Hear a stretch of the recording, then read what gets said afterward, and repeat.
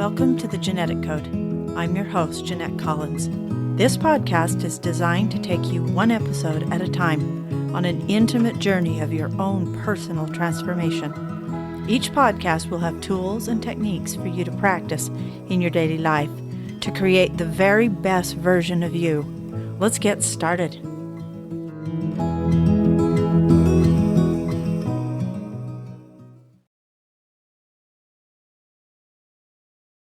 First, a little bit about the title. Genetic is a play on words, using my name in place of genetics with a G. I did this to remind people as we change from the inside out, you can, and many people have, changed their gene expression. The science can now back up that the genes in our bodies are activated by the environment. So, according to Dr. Bruce Lipton, genes don't turn on or off by themselves. A gene is a blueprint. The consciousness engages the genes, and your consciousness activates this blueprint by making a series of proteins that tell your body if you're safe, loved, not safe, worthy, not worthy, based on your personal beliefs, patterns, and programs. So it would make sense then to begin by discovering what you are thinking and feeling so you can change the faulty programs and live your best life. So let's do that. So think about it this way. When you drive a stick shift for the first time, you have to be fully present, in the now moment. It takes your full attention to practice all the steps, pushing in the clutch, shifting gears at the right time, making sure you have enough gas and momentum to get up the hill without hitting any vehicle behind you. You get what I'm saying. So let's use this analogy to understand becoming aware of your own personal patterns, programs, and behaviors. First, you will need a desire to change, to improve your life, to become a better version of yourself.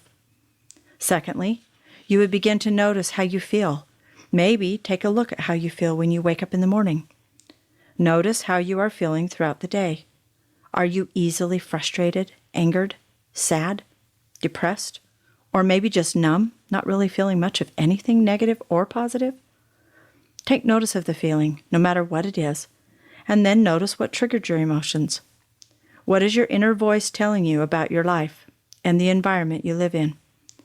Is the voice critical? Does it blame you or others? Is it shaming, criticizing, angry, or even violent towards you or others? Does it feel and sound all too familiar? Great. You are becoming aware of the way you are thinking and feeling. Feelings and emotions are very strong, and they are what's left over from a previous experience in your life. You had a negative experience, and maybe you heard, seen, felt, and maybe even tasted and touched some experiences in your life that made a strong impression on you. Your body is designed to keep you safe. So, for instance, if you are just a young child and you hear or have someone yelling at you, or telling you you're not a good boy or girl, you're bad, or saying, "What's wrong with you? Are you stupid or something?" Or even, "Are you dumb? Use your brain." There are millions of ways to speak that begin to shape the way we think. As young children, we all have, from one degree or another, parents, grandparents, aunts, uncles, teachers, religious leaders, telling us that their version of what makes a person good, worthy, lovable, or not. The stories don't matter. They really don't. So while you are becoming aware of these patterns and programs that you are living by, don't get caught up in the storyline. It's just the story. Stories change. Getting caught in the story will keep you in the stuck pattern and unable to make the shift, because you will find someone or something to blame for your feelings and emotions, and thereby feel a false sense of justification for the results of the life you're living, and you would not change a thing. This is because it's disempowering you to hold blame or responsibilities on anything outside of you. So let's become very aware of how we feel and how we are thinking. Take notes. Write down, for example, when this thing or whatever it is that happened, I felt so stupid or angry, whatever the emotion was, and I found myself blaming me or others just to make the feeling subside. Once you can see the events that triggered your emotions and your thought patterns, take notice of how unloving you are loving you are being to yourself. Even when you say things like, yeah, that was a crappy thing that happened, but so-and-so was the one to blame. Notice how true it may feel to make it someone else's fault. It's not empowering or loving to you or others to place blame and shame. When you can look at the experiences and the emotions and thoughts that they trigger and come from a loving place for you, example would be, yes, I was very little and innocent when all this trauma and things happened. And at the time, I didn't know how to change it or stop it, but I am learning to love myself now. And I do have the power to change the way I am thinking and feeling now. This is why I am choosing to become more aware of my thoughts and feelings. I can only be stuck in what I am unaware of, so I will pay close attention to my reactions to the events that happen around me. It's safe for my body to feel these emotions without the story. It's safe to allow your body to feel the emotions of anger, sadness, resentment, fear, anxiety, and so forth. This is part of what was and has been missing since your very first experience of the events from the past. For example, when I first started taking these steps years ago to change my inner world and to become aware and empowered, I had many things that triggered me. My childhood home was traumatizing and abusive in many ways, physically, sexually, emotionally, psychologically. So when I left my home to venture out into my own life, I thought it was over. I left that home and the abuse behind. Well, I was beginning to discover that even though the event was happening outside of me, the emotions, feelings, thoughts, and beliefs, they were all exploding inside of me. The stories I was creating to survive these events began to shape and form patterns and programs in my mind.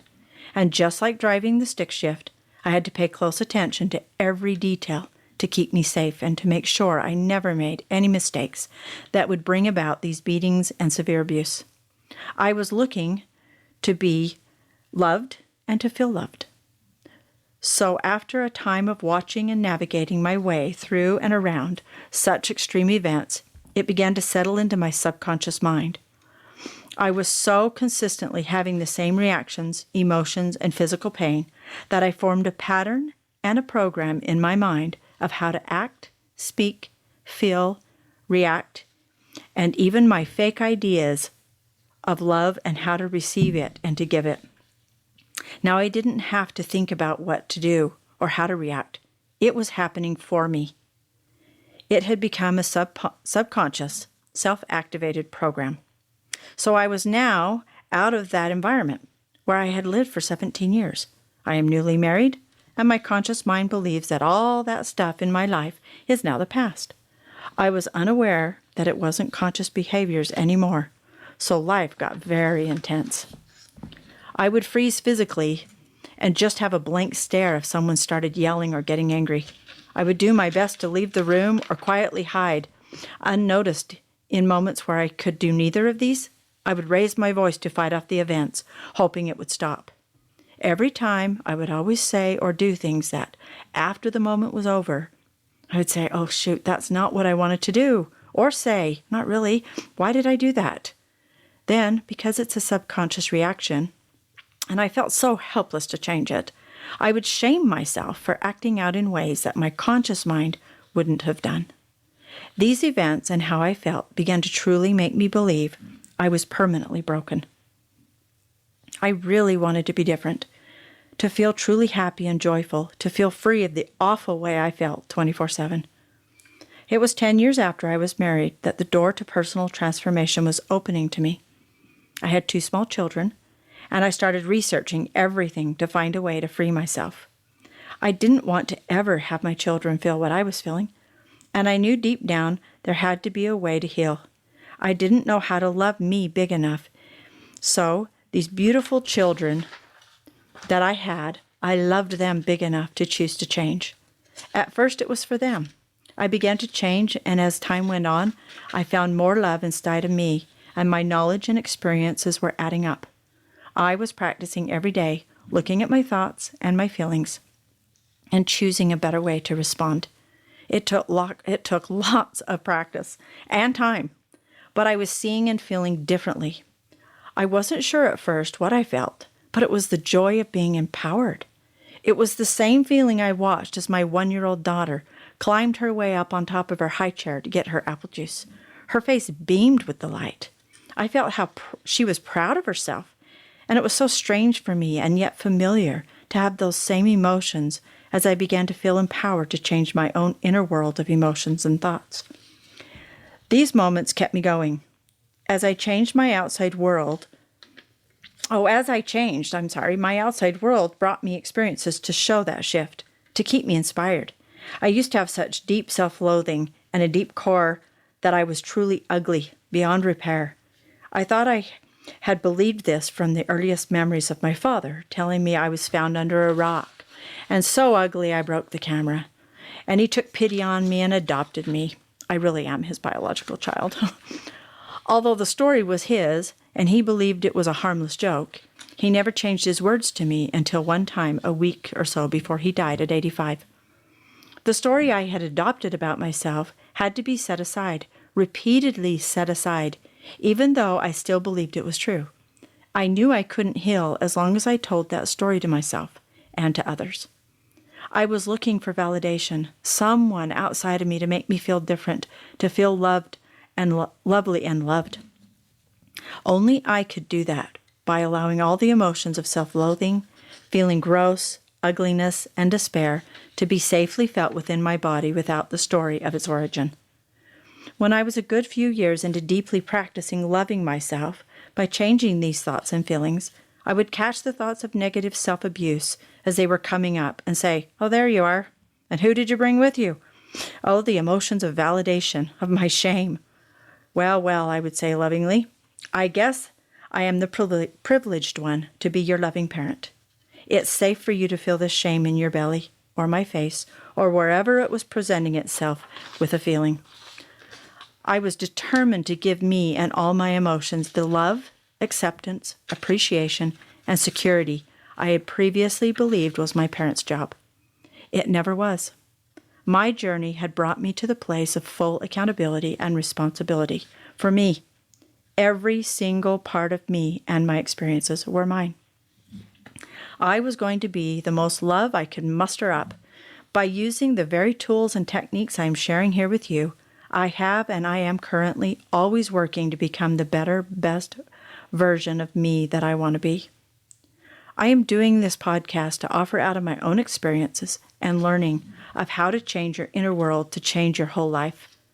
I have for the past 15 years worked one-on-one with clients, teaching and learning these tools and techniques to shift and change, to evolve my experiences in this lifetime, and to learn how to become greater levels of love, first to me and then to the whole world. So to recap, become aware what you are thinking and feeling, remove the story, and don't judge yourself for your experiences. Be compassionate, be responsible, take loving accountability for you. Suspend all blame or fault-finding of yourself and others. Give yourself permission to change your life and to be able to create a world within you that brings you divine joy, love, and full appreciation. And by consequence, it will change your outer world in ways you couldn't imagine. I invite you to take this week, practice becoming aware, choose to change your thoughts and feelings to change your life, and be a part of this wonderful miracle called life.